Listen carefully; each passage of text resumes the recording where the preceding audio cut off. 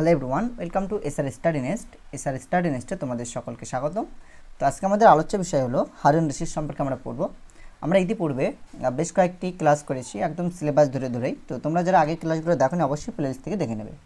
ওকে, তো আজকে আমাদের বিষয় হচ্ছে হারুন আর রশিদ। আমরা প্রথমে হারুন রশিদ সম্পর্কে একটু ডিটেলসে জেনে নেব। ডিটেলসে মিনস একটু সারসংক্ষেপে একটু জেনে নেব। তারপরে আমরা কোশ্চেনগুলো অ্যানালাইজ করব বা প্রতিটা লাইন ধরে যে কোশ্চেনগুলো তোমাদের পরীক্ষা আসার মতো আছে সেইভাবে তোমাদের আলোচনা করব। ওকে, সো চলো আমাদের আজকের ক্লাস কন্টিনিউ করি। ওকে, তো দেখো হারুন রশিদ ইনি মূলত ছিলেন খলিফা হাদির ভাই। তোমরা এটুকু আশা করি জানো, কারণ গত ক্লাসে আমি আলোচনা করেছিলাম। তো যখন খলিফা হাদি যখন মারা যাচ্ছেন তার পরপরই কিন্তু 786 খ্রিস্টাব্দে 786 খ্রিস্টাব্দে আমাদের হারুন রশিদ যখন তার বয়স ছিল 25 বছর, তখন কিন্তু খিলাফতের আসনে কিন্তু তিনি বসেন, অর্থাৎ সিংহাসনে বসেন। এবং 809 খ্রিস্টাব্দ পর্যন্ত তিনি কিন্তু দীর্ঘ 23 বছর ধরে তিনি শাসনকার্য পরিচালনা করেন। যদি আমরা আব্বাসীয় খলিফাদের একটু বিশ্লেষণ করি তাহলে আমরা দেখতে পাবো যে খলিফা হারুন রশিদ কিন্তু আব্বাসীয় খলিফাদের মধ্যে সর্বশ্রেষ্ঠ একজন খলিফা ছিলেন। তিনি ছিলেন উদার, ঠিক আছে, খুবই একটা গুরুত্বপূর্ণ কোয়ালিটি খলিফা হারুন রশিদের মধ্যে ছিল, উদার প্রকৃতির বা উদার মানসিকতা তার ছিল, ঠিক আছে। তো এনার সম্পর্কে ঐতিহাসিকদের বিভিন্ন মতামত রয়েছেন। তো ঐতিহাসিকরা তাঁরা বলেছেন যে খলিফা হারুন রশিদের শাসন আমলে তিনি যে সমস্ত কাজ করেছেন, জনকল্যাণ বলো বা অনেক বিষয় থেকে থাকে, শাসনকালে অভ্যন্তরীণ যে বিষয় বিদ্রোহ দমন, তারপরে তিনি করেছিলেন জনহিতকর যে কাজগুলো রয়েছে, ন্যায় বিচার, ঠিক আছে, তারপরে এই সমস্ত বিষয়গুলো রয়েছে। এই দিকে ইঙ্গিত করে ঐতিহাসিকরা খলিফা হারুন রশিদের সময়কালকে কিন্তু স্বর্ণযুগ বলে আখ্যায়িত করেছেন, ঠিক আছে, স্বর্ণযুগ হিসাবে, ইসলামের ইতিহাসে স্বর্ণযুগ হিসাবে আখ্যায়িত করেছেন। ওকে, তো খলিফা হারুন রশিদ যখন সিংহাসনে আরোহণ করেন তো তার পরপরে তিনি কিছু বিদ্রোহর সম্মুখীন হন। যেমন লাইলার নেতৃত্বে একটা বিদ্রোহ হয়েছিল মসুলে, এবং ইরাকের খারিজিদের বিদ্রোহ তিনি দমন করেন। তারপরে একটা খাজার উপজাতি, ঠিক আছে, তাদের বিদ্রোহ ছিল, ইয়াহিয়ার নেতৃত্বে দাইলামের বিদ্রোহ। এভাবে সাম্রাজ্যের অভ্যন্তরীণ বিভিন্ন তিনি বিদ্রোহ কিন্তু খলিফা দমন করেন। এবং সো বিদ্রোহ দমন হয়ে গেল, এরপরে তিনি যে কাজগুলো করেন, তোমার যেমন কাগজে কল প্রতিষ্ঠা করে, এটা কিন্তু খলিফা হারুন রশিদ করেছিলেন, ঠিক আছে। এটা আনুমানিক তোমার 794 থেকে 795 খ্রিস্টাব্দে এর মধ্যে তিনি কিন্তু বাগদাদে কিন্তু কাগজের কল প্রতিষ্ঠা করেন, যেটা তোমার হয়েছিল, মানে ইনি অ্যাকচুয়ালি জ্ঞান বিজ্ঞানের ডেভেলপমেন্টের জন্য এটা করেছিলেন, যাতে করে জ্ঞান বিজ্ঞান চারিদিকে প্রচার ঘটে। যার কারণবশত তোমার খলিফা কিন্তু খোরাসানের শাসনকর্তা ফজল বিন ইয়াহিয়া বার্মাকি নামটা মনে রাখবে, এ সম্পর্কে পরে আমরা পড়ব। ফজল বিন ইয়াহিয়া বার্মাকি তোমার অনুরোধে কিন্তু তোমার 794 থেকে 95, ঠিক আছে, এই খ্রিস্টাব্দে বাগদাদে কিন্তু খলিফা হারুন রশিদ কাগজের কল প্রতিষ্ঠা করেছিলেন। এছাড়াও তিনি সঙ্গীত শিল্পকে বা সঙ্গীত কলা যেটা আমরা বলি, এটাও কিন্তু তিনি মর্যাদা দিয়েছিলেন। এই পয়েন্টগুলো সমস্ত বিষয় এই যে মানে পিডিএফটা তোমাদেরকে শো করছি সব বিষয়ের মধ্যে পেয়ে যাবে, সমস্ত বিষয় পেয়ে যাবে। তো তিনি সর্বোত্তম ব্যক্তি যিনি কিন্তু সঙ্গীত কলাকে মহান পেশায় উন্নত করেন এবং সাহিত্য এবং বিজ্ঞানের ন্যায় মানে এটার মর্যাদা, সঙ্গীতের মর্যাদা এবং সম্মান কিন্তু তিনি প্রতিষ্ঠা করেন, ঠিক আছে। এই সময় বিখ্যাত গায়ক ছিলেন ইসাক, ঠিক আছে, মুসলি, এনারা কিন্তু খ্যাতনামা সঙ্গীতবিদ বা মানে গায়ক ছিলেন, ঠিক আছে। এরপরে আমরা যদি দেখি জনহিতকর কার্য বলি, তিনি জনগণের জন্য বেশ কিছু কাজ করেছিলেন। যেমন তিনি সাম্রাজ্যের বিভিন্ন স্থানে তিনি স্কুল করেছিলেন, মাদ্রাসা, মসজিদ, হাসপাতাল, ঠিক আছে, সরাইখানা করেছিলেন, রাস্তাঘাট নির্মাণ করেছিলেন, তারপরে খাল, সেতু, এই সমস্ত কাজগুলো তিনি কিন্তু করেছিলেন। আর এছাড়াও কিন্তু খলিফা হারুন রশিদের স্ত্রী তিনিও কিন্তু নাহারে জুবাইদা প্রতিষ্ঠা করেছিলেন, ঠিক আছে। আচ্ছা, জ্ঞান বিজ্ঞানের ক্ষেত্র যদি আমরা দেখি তাহলে দেখতে পাবো যে তার রাজসভায় কিন্তু বিভিন্ন বিষয়ে যেমন ধর্মতত্ত্ব, দর্শন, জ্যোতির্বিদ্যা, চিকিৎসা বিজ্ঞান, এই সমস্ত বিষয়ে কিন্তু চর্চা হতো, ঠিক আছে। এছাড়াও কিন্তু অনেক মূল্যবান মানে গ্রন্থ, ঠিক আছে, আরবি ভাষায় কিন্তু রূপান্তরিত হয়, ট্রান্সলেট করা হয় এই খলিফা হারুন রশিদের সময়। আর সর্বোপরি যেটা না বলার নয়, খলিফা হারুন রশিদ কিন্তু একজন ন্যায় বিচারক ছিলেন, তিনি প্রজাদেরকে খুব ভালোবাসতেন, ঠিক আছে। আর এই জন্য তিনি হয়তো খ্যাতি লাভ করেছিলেন। তিনি তিনি পূজাদের অবস্থা জানার জন্য, মানে কে কেমন অবস্থা রয়েছে, তার অবস্থা কেমন, পারিবারিক অবস্থা বা সাংসারিক যাই বলি না কেন, তার মানে অবস্থা জানার জন্য কিন্তু খলিফা ছদ্মবেশে কিন্তু বিভিন্ন জায়গায় তিনি ভ্রমণ করতেন। ঠিক আছে, তো এই ছিল খলিফা হারুন রশিদ সম্পর্কে একদম সংক্ষিপ্ত একটা সারমর্ম বা সার অংশ তোমাদের সামনে আমি উপস্থাপন করলাম বা বললাম। তো চলো এবার আমরা কোশ্চেন অ্যান্সারে একটু ঢুকে যাই। তো প্রথম কোশ্চেন তোমাদের যেটা দেখে রাখতে হবে, খলিফা হারুন রশিদ কত বছর বয়সে বাগদাদের সিংহাসনে আরোহণ করেন? ঠিক আছে, এটা হবে খলিফা হাদির মৃত্যুর পর 25 বছর বয়সে। খলিফার হাদির মৃত্যুর পর হারুন রশিদ 25 বছর বয়সে বাগদাদ সিংহাসনে বসেন। 25 বছর বয়সে, খুবই ভাইটাল কিন্তু একটা কোশ্চেন। দ্বিতীয় নম্বর যেটা আমরা জানবো যে হারুন রশিদের বাল্য শিক্ষক কে ছিলেন? ঠিক আছে, উত্তর হয়ে যাবে খালিদ বিন বারমাকির পুত্র ইয়াহইয়া। ঠিক আছে, খালিদ বিন বারমাকির পুত্র ইয়াহইয়া। ওকে, তো হারুন রশিদের বাল্য শিক্ষক ছিলেন, এখানে দেখে নাও, খালিদ বিন বারমাকির পুত্র ইয়াহইয়া। ওকে, চলো এবারে আমরা তারপরে চলে যাব। ইয়াহইয়ার পুত্র কে ছিলেন? ইয়াহইয়ার পুত্র ছিল ফজল এবং জাফর, মনে রাখবে, ফজল এবং জাফর। আর রয়েছে তোমার মুসা ও মুহাম্মদ। কোথায় গেল? ইয়াহইয়ার পুত্র কে ছিলেন? ঠিক আছে, ইয়াহইয়ার পুত্র কে ছিলেন এটা তোমরা দেখে রাখবে। ওকে, নেক্সট আমরা দেখব যে কত খ্রিস্টাব্দে মসুলে খারিজি বিদ্রোহ গুরুতর রূপ ধারণ করে? কত খ্রিস্টাব্দে মসুলে খারিজি বিদ্রোহ গুরুতর রূপ ধারণ করে? 787 থেকে 88 খ্রিস্টাব্দ। আমি কিন্তু তোমাদের বলেছি যে খারিজি বিদ্রোহ, তারপরে আরও বেশ কিছু তোমার বিদ্রোহ কিন্তু খলিফা হারুন রশিদ কিন্তু তিনি দমন করেছিলেন, যেমন লাইলা নেত্রী মসুলে বিদ্রোহ। ঠিক আছে, এটা বলেছিলাম। ইরাকে খারিজিদের বিদ্রোহ আমি তোমাদের বলেছি, আলোচনার মধ্যে বলেছি। ওকে, তো এখানে ডিটেলসে রয়েছে, তোমরা একটু পড়ে নেবে। আর গুরুত্বপূর্ণ কোশ্চেন আমি বলে দিচ্ছি। তো যেমন একটা বললাম যে খারিজি বিদ্রোহ কত খ্রিস্টাব্দে তোমার গুরুতর রূপ ধারণ করে? 787 থেকে 88 খ্রিস্টাব্দে। ওকে, চলো। ওয়ালিদ বিন আরিফ কোথাকার অধিবাসী ছিলেন? পরীক্ষা আসে কিন্তু, খুবই ভাইটাল কোশ্চেন। ওয়ালিদ বিন আরিফ কোথাকার অধিবাসী ছিলেন? তিনি ছিলেন নাসির বিনের অধিবাসী। নাসির বিনের অধিবাসী। ওয়ালিদের মৃত্যুর পর কে খারিজিদের নেতৃত্ব গ্রহণ করেন? ওয়ালিদের ভগ্নী লাইলা।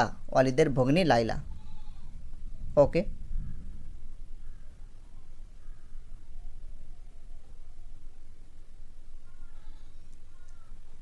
চলো নেক্সট আমরা দেখব কে এবং কেন জন অফ আর্ক, কে এবং কেন জন অফ আর্ক নামে পরিচিত? ঠিক আছে, এখানে কিন্তু দেওয়া রয়েছে, খুবই সুন্দর এই কোশ্চেনটা কিন্তু পরীক্ষা আসে। হ্যাঁ, তো সেক্ষেত্রে আনসার হয়ে যাবে তোমাদের লাইলা। তিনি শৌর্যবীর্যের জন্য ইতিহাসে কিন্তু জন অফ আর্ক নামে পরিচিত, লাইলা। ঠিক আছে, যে লাইলা আমরা একটু আগে পড়েছি, যিনি কিনা ওয়ালিদের ভাগ্নি ছিলেন। ওকে, তো পরীক্ষা আছে জন অফ আর্ক কে ছিলেন? তো সেক্ষেত্রে আশা করি তোমরা অ্যান্সারটা করতে পারবে। চলো, লাইলা কী হিসেবে প্রসিদ্ধ ছিলেন? লাইলা কী হিসেবে প্রসিদ্ধ ছিলেন? তিনি ছিলেন সুন্দরী ও কবি হিসেবে প্রসিদ্ধ, বিশেষ প্রসিদ্ধ ছিলেন সুন্দরী ও কবি হিসেবে। ওকে, এটা মনে রাখবে। এরপরে এখান থেকে আমাদের দেখে রাখতে হবে আওয়াসিম অঞ্চল বা সুরক্ষিত অঞ্চল কে নাম দেন? হারুন রশিদ। ঠিক আছে, খলিফা এশিয়ার সীমান্ত অঞ্চলগুলোকে সাধারণ প্রদেশসমূহ হতে পৃথক করে আওয়াসিম বা সুরক্ষিত অঞ্চল নাম দেন। ওকে, তাহলে খলিফা হারুন রশিদ কিন্তু আওয়াসিম নামটা মানে তিনি দেন। ওকে, তাহলে আওয়াসিম বা তোমার সুরক্ষিত অঞ্চল মানে এই নামকরণটা কে করেন? হারুন রশিদ। ওকে, কে সাধু পুরুষ নামে পরিচিত? খুবই ভাইটাল কোয়েশ্চেন, সাধু পুরুষ। হ্যাঁ, সাধু বাবা। ঠিক আছে, কে সাধু পুরুষ নামে পরিচিত ছিলেন?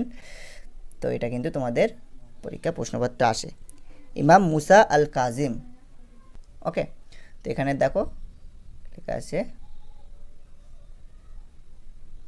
সাধু পুরুষ ইমাম মুসা আল কাজিম। তো সাধু পুরুষ নামে পরিচিত ছিলেন ইমাম মুসা আল কাজিম। ওকে, কত খ্রিস্টাব্দে মুসা আল কাজিম মৃত্যুবরণ করেন? 799 খ্রিস্টাব্দে। ইমাম মুসা আল কাজিমের মৃত্যুর পর তার পুত্র আলী আল রিজা আলী বংশের পরবর্তী ইমাম নিযুক্ত হন। তাহলে আলী বংশের পরবর্তী ইমাম কে নিযুক্ত হন? হ্যাঁ, সেক্ষেত্রে আনসার হয়ে যাবে আল রিজা আল রেজা, ঠিক আছে। মুসা আল কাজিমের মৃত্যুর পর তার পুত্র আলী আর রেজা তিনি কিন্তু আলী বংশের পরবর্তী ইমাম নিযুক্ত হন। ওকে, এটা দেখে রাখলে তারপরে জানতে হবে যে আফ্রিকার আগলবী বংশ, এক্ষেত্রে তোমাদের প্রশ্ন আসবে যে কে আগলবী বংশে প্রতিষ্ঠা করেন। ওকে, ইব্রাহিম ইবনে আগলাব, ঠিক আছে, ইব্রাহিম ইবনে আগলাব তিনি কিন্তু আগলাবী বংশের প্রতিষ্ঠা করেন। তোমরা একটু রিডিং পড়ে রাখবে, ঠিক আছে, পুরোটা রিডিং পড়ে রাখবে। আমি জাস্ট এখান থেকে কোশ্চেনগুলো যেগুলো হয়ে থাকে পরীক্ষা আসার মতো সেগুলো আমি বলে দিচ্ছি, আর তোমাদের আলোচনা আমি করে দিয়েছি। আর তারপরে একবার রিডিং পড়বে। রিডিং পড়তে তো আমারই ভীষণ কোনো সমস্যা হবে না, যেহেতু একদম সিম্পল ভাষায় লেখা আছে, তোমরা একটু পড়ে নেবে। ওকে ওকে, নেক্সট প্রশ্ন, কাকে আল আমিন উপাধি দেওয়া হয়? খুবই ভাইটাল কোশ্চেন, ঠিক আছে। কাকে আল আমিন উপাধি দেওয়া হয়?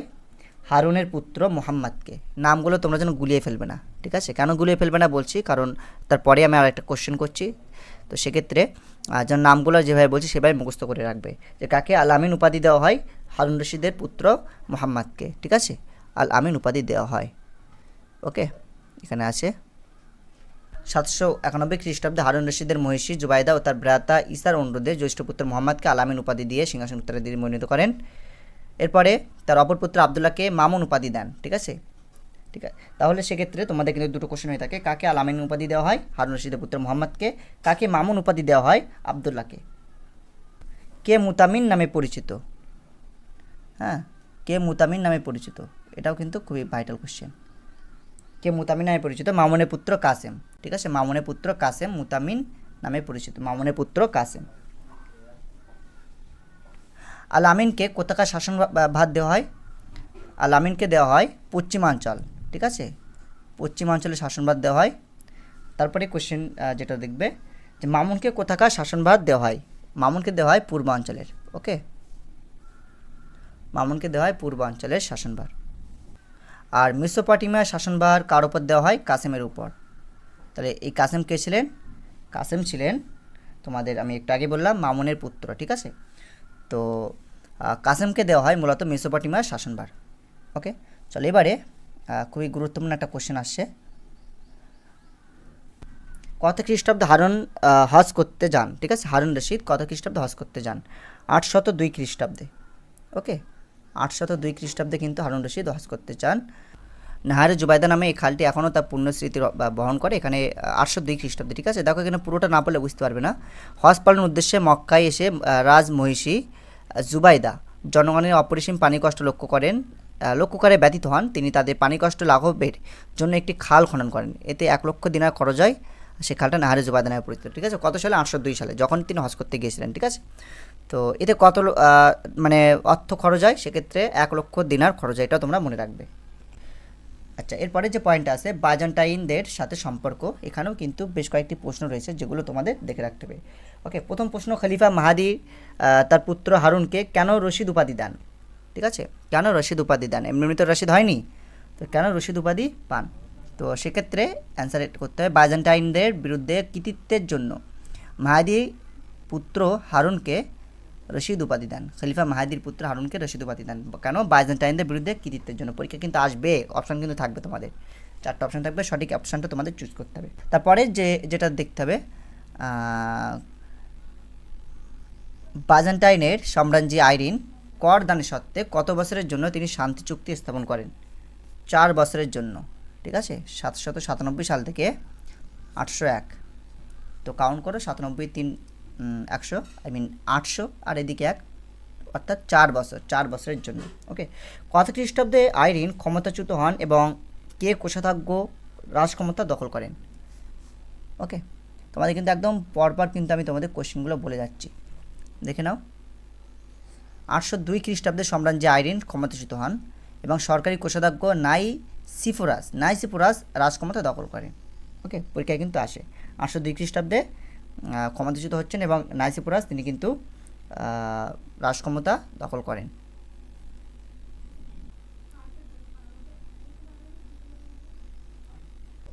ওকে, এখান থেকে আরেকটা কোশ্চেন দেখতে হবে যে রোমকদের কুকুর, কাকে রোমকদের কুকুর বলা হয়? নাইসিফোরাসকে রোমকদের কুকুর বলা হয়। ওকে ওকে, এরপরে যে কোশ্চেনটা তোমাদের দেখে রাখতে হবে যে খলিফা হারুন রশিদ নাইসিফুরাজকে কোথায় আক্রমণ করেন? ঠিক আছে, তিনি কিন্তু হেরাকিলিয়া নগরে কিন্তু আক্রমণ করেন। নাইসিফুরাজকে হেরাকিলিয়া নগরে আক্রমণ করেন। ওকে, চলো তারপরে আমরা নেক্সট কোশ্চেন দেখব। ওকে, নেক্সট প্রশ্ন, কত হাজার সৈন্য নিয়ে হারুন রশিদ গ্রিক রাজ্য আক্রমণ করেন? ঠিক আছে, কত হাজার সৈন্য নিয়ে? 1,35,000 সৈন্য নিয়ে কিন্তু গ্রিক রাজ্য আক্রমণ করেন, 1,35,000। এরপরে আমরা দেখব বার্মাকি বংশের উত্থান ও পতন। এখানেও কিন্তু বেশ অনেক বিষয় বোঝানোর বিষয় ছিল বা আলোচনার বিষয় ছিল। যেহেতু ভিডিওটা অনেক লং হয়ে যাবে আলোচনা করলে, আমি জাস্ট গুরুত্বপূর্ণ কোশ্চেনগুলো বলে দিচ্ছি, তোমরা একটু রিডিং করে রাখবে। আমরা নেক্সট ক্লাসে আবার মানে অধ্যায়ভিত্তিক আমরা আলোচনা করব এবং সারসংক্ষেপ বা বিষয়বস্তু আমরা উপস্থাপন করব। ওকে, তো দেখো বার্মাকি বংশের উত্থান পতন, এখান থেকে যেটা তোমাদের মেনলি দেখতে হবে, বার্মাকি বংশের প্রতিষ্ঠাতা কে ছিলেন? খুবই ভাইটাল কোশ্চেন, খালিদ বিন বার্মাকি। ওকে ওকে তারপরে তোমাদের খালিদ বিন বার্মাকির পিতা, তিনি কিন্তু বৌদ্ধ বিহারের প্রধান পড়েছিলেন, এটা তোমরা একটু জাস্ট পড়ে রাখবে। খালিদ বিন বার্মাকি, খালিদ কবে ইসলাম ধর্ম গ্রহণ করেন বা খালিদ বিন বার্মাকি কবে ইসলাম ধর্ম গ্রহণ করেন? কুতাইবা বিন মুসলিম কর্তৃক মধ্য এশিয়া জয়ের পর খালিদ ইসলাম ধর্ম গ্রহণ করেন, এটা তোমরা দেখে রাখবে। ওকে, এখান থেকে তোমরা যেটা দেখে রাখবে, খালিদ বিন বার্মাকি সম্পর্কে একটু পড়ে রাখবে। ওকে, খালিদ বিন বার্মাকি এটা তোমরা দেখে রাখবে, পরীক্ষা কিন্তু এখান থেকে প্রশ্ন আসে। ইহা বিন খালিদ, এনার সম্পর্কে আসে যে ইহা বিন খালিদ কে ছিলেন, এবং খলিফা মানসুর আর্মেনিয়ার শাসনকর্তা কাকে নিযুক্ত করেন, সেটা কিন্তু ইহা বিন খালিদকে। সালটা মনে রাখতে হবে, 765 খ্রিস্টাব্দ। ওকে, এরপরে খলিফা মাহাদি কিন্তু তার পুত্র হারুন রশিদের জন্য ইয়াহিয়াকে কিন্তু গৃহশিক্ষক নিযুক্ত করেছিলেন। ওকে, এরপরে যেটা আসবে, ওকে, এখান থেকে ফজল, জাফর, মুসা, মোহাম্মদ, ইয়াহিয়ার যে 4 পুত্র ছিল, এনাদের সম্পর্কে দেখে রাখতে হয়। যেমন এখান থেকে প্রশ্ন আসে যে ফজল বিন ইয়াহিয়া বা ফজল কে ছিলেন? ইনি তো একদিকে ইয়াহিয়ার পুত্র, অপরদিকে কিন্তু হারুন রশিদের খেলার সাথী। খলিফা হারুন রশিদ কিন্তু ফজলকে প্রথমে খোরাসান এবং পরে মিশরের শাসনকর্তা নিযুক্ত করেন। এখান থেকে একটা প্রশ্ন আসে যে মাহে রমজানে মসজিদে আলো জ্বালাবার রিওয়াজ কে চালু করেন? এটা কিন্তু ফজল চালু করেন। ঠিক আছে, আচ্ছা চলো এবারে আমরা চলে যাব এরপরে জাফর সম্পর্কে একটু দেখে নেব। কে কোথায় আল জাফরি ভবন প্রতিষ্ঠা করেন? খুবই গুরুত্বপূর্ণ কোশ্চেন, কে কোথায় আল জাফরি ভবন প্রতিষ্ঠা করেন, এটা কিন্তু তোমাদের দেখে রাখতে হবে। ওকে, ইউফ্রেটিস নদীর তীরে আল জাফরি ভবন নামে একটি সুন্দর প্রাসাদ নির্মাণ করে জাফর স্বীয় স্থাপত্যের পরিচয় দেন। ঠিক আছে, তাহলে অ্যান্সার কী হয়ে যাবে? ইউফ্রেটিস নদীর তীরে জাফর আল জাফরি ভবন প্রতিষ্ঠা করেন। কাকে আহলুল কালাম বলা হয়? হ্যাঁ, ঐতিহাসিক, এই যে দেখতে পাচ্ছ জাফরকে কিন্তু আহলুল কালাম বা লেখক গোষ্ঠীর জনক বলে অভিহিত করছেন, পরীক্ষা আসে কিন্তু। তো কাকে আহলুল কালাম বা লেখক গোষ্ঠীর জনক বলা হয়? খুবই গুরুত্বপূর্ণ কোশ্চেন, জাফরকে কিন্তু বলা হয়। ওকে, এখান থেকে যেটা আসে যে আব্বাসা কে ছিলেন, পরীক্ষা আসে কিন্তু, নট আবুল আব্বাস। ঠিক আছে, এটা যেন গুলিয়ে পেলো না। যদি আসে যে আব্বাসা কে ছিলেন, হারুনের ভাগ্নি ছিলেন আব্বাসা। ওকে, চলো দেন আমরা দেখব। আচ্ছা, খুবই গুরুত্বপূর্ণ একটা প্রশ্ন এসছে যে কে বার্মাকি বিরোধী আন্দোলনের নেতৃত্ব গ্রহণ করে? ঠিক আছে, বার্মাকি বিরোধী আন্দোলনের নেতৃত্ব কে গ্রহণ করেন? হারুনের গিরাধ্যক্ষ হাজিব ফজল বিন রাবি। গিরাধ্যক্ষ মিনস হাজিব, তো নাম হচ্ছে ফজল বিন রাবি। পরীক্ষা আসে যে কে বার্মাকি বিরোধী আন্দোলনের নেতৃত্ব গ্রহণ করেন, সেক্ষেত্রে আনসার হয়ে যাবে ফজল বিন রাবি। ওকে,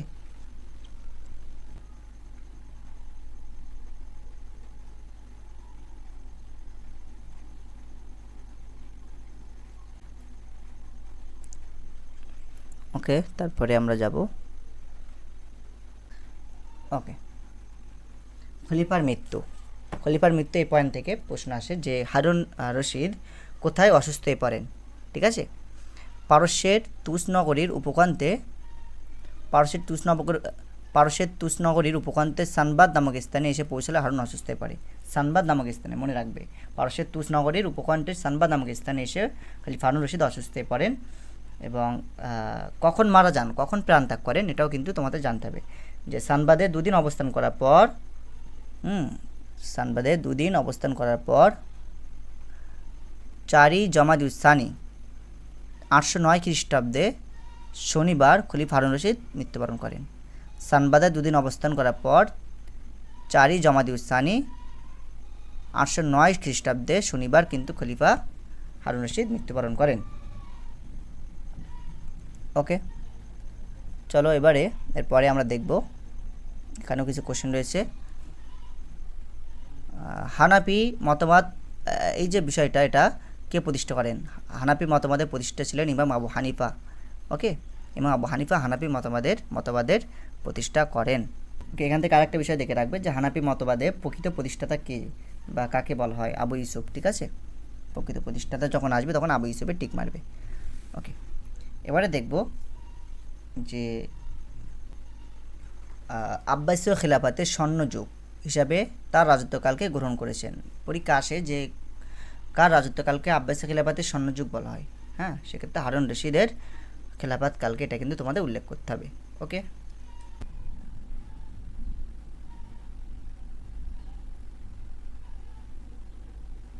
ওকে, নেক্সট প্রশ্ন, কে নাহারে জুবাইদা নামে খালটি খনন করেন এবং কেন করেন? এটা তোমরা একটু পড়ে রাখবে, কারণ এটা কিন্তু অলরেডি আমরা আলোচনা করেছি। হ্যাঁ, এই যে খলিফা হারুন রশিদের স্ত্রী সম্রাঞ্জি জুবাইদা মক্কার মুসলমানদের পানি কষ্ট দূর করার জন্য 10 লাখ দিনার ব্যয়ে নাহারে জুবাইদা খালটি খনন করেন। ওকে,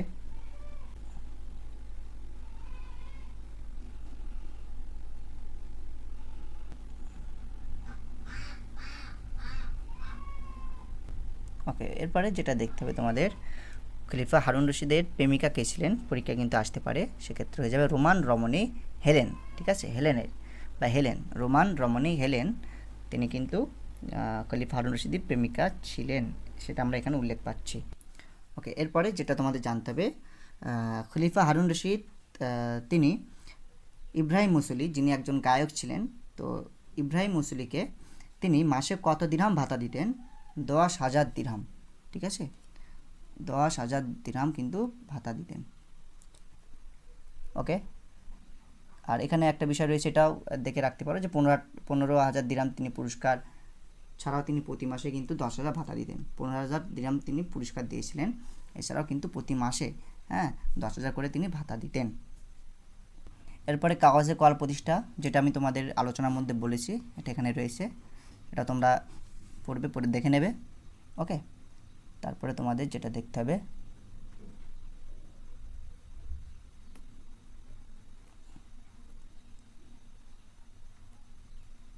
আর এখানে আরেকটা বিষয় তোমাদের দেখে রাখতে হবে, বৈদেশিক সম্পর্ক। এক্ষেত্রে কারা হারুনের সাথে বন্ধুত্ব স্থাপনের জন্য দূত পাঠিয়েছিলেন? ঠিক আছে, একটা হচ্ছে চীন সম্রাট ফাকফুর এবং ফ্রান্সের নৃপতি শার্লিমেন, এনারা কিন্তু হারুনের সাথে বন্ধুত্ব করার জন্য দূত পাঠিয়েছিলেন। ওকে, এটা তোমরা দেখে রাখবে। ওকে, নেক্সট চলো। আচ্ছা, দাতা ও ধার্মিক, এখান থেকেও কোশ্চেন হয়ে থাকে। তো হারুন রশিদ দৈনিক কত রাকাত নামাজ পড়তেন? এটা তোমরা দেখবে। ঠিক আছে, হারুন রশিদ দৈনিক কত রাকাত নামাজ পড়তেন? হারুন রশিদ দৈনিক কত রাকাত তিনি নামাজ আদায় করতেন? 100 রাকাত। ঠিক আছে, তিনি কিন্তু ডেইলি 100 রাকাত কিন্তু তিনি নামাজ আদায় করতেন। ঠিক আছে, দৈনিক 100 রাকাত নামাজ নফল তিনি নামাজ পড়তেন। ওকে, আচ্ছা, হারুন কত বছর রাজত্ব করেন? 23 বছর, আমরা অলরেডি আলোচনা করেছি। ঠিক আছে, 23 বছর রাজত্ব করেন। হারুন কতবার হজ পালন করেন? এটাও কিন্তু একটা গুরুত্বপূর্ণ কোশ্চেন। তিনি 9 বার হজ পালন করেন। ওকে, 9 বার কিন্তু হজ পালন করেছিলেন, 9 বার। যে বছর হজ করতে পারতেন না, যে বছরে তিনি হজ করতে অক্ষম হতেন, হজ করতে পারতেন না, কী জন্য? যুদ্ধ বিগ্রহের জন্য, সে বছর তিনি প্রায় 300 লোককে নিজ খরচে হজে পাঠাতেন। বুঝতে পারলে? 300 লোককে কিন্তু তিনি হজে পাঠাতেন, যে বছর তিনি হজ করতে যেতে পারতেন না যুদ্ধ বিগ্রহের জন্য। ওকে, এরপরে একটা ইন্টারেস্টিং বিষয় আমরা বলবো, যেটা খুবই ইন্টারেস্টিং বিষয়। এই যে চলে এসছে 1 সহস্র 1 রজনী, অর্থাৎ আমরা বলি না আলিফ লাইলা আলিফ লাইলা আলিফ লাইলা, হ্যাঁ, যেটা আমরা ছোটোবেলায় দেখেছি, ওই আলিফ লাইলা যে মানে যেটা আমরা দেখি, তো এই যে আলিফ লাইলা বা 1 সহস্র 1 রজনী, ঠিক আছে, ওটাকে বাংলায় বলা হয় এক সহস্র ও এক রজনী। এই যে গল্পটা বা এই কাহিনীটা কে লেখেন পরীক্ষা আসে কিন্তু আবু আবদুল্লাহ মোহাম্মদ আল জাহাশিয়ারি। আবু আবদুল্লাহ মোহাম্মদ আল জাহাশিয়ারি এখানে লেখা নেই, আমি যখন পড়াশোনা করেছি আমি এখানে নোট করে রেখেছিলাম। ঠিক আছে, আবু আবদুল্লাহ মোহাম্মদ আল জাহাশিয়ারি ইনি কিন্তু এক সহস্র ও এক রজনীর কাহিনী লেখেন আলিফ লাইলা। ঠিক আছে, ওকে। আর তাহলে মোটামুটি আমরা শেষ করে ফেলেছি হারুন রশিদ, এখানে আর তেমন কিছু দেখতে পাচ্ছি না। ওকে, তো এই হচ্ছে গুরুত্বপূর্ণ কোশ্চেন বা আলোচনা যাই বলো না কেন, এর বাইরে কোনো কোশ্চেন হয় না। আর যতটুকু বললাম এর মধ্যে থেকে যা আসবে। ঠিক আছে, চলো আজকের ভিডিও এখানেই রাখছি। ভিডিওটি কেমন লাগলো অবশ্যই কমেন্ট করে জানাবে, আর তোমরা বেশি বেশি করে বন্ধুদের কাছে শেয়ার করবে, আর আমাদের হোয়াটসঅ্যাপ গ্রুপে তোমরা জয়েন হতে পারো, আমি ডিসক্রিপশন বক্সে গ্রুপের লিঙ্ক দিয়ে রাখবো। Okay, so thank you for watching this video, দেখা হবে নেক্সট ক্লাসে।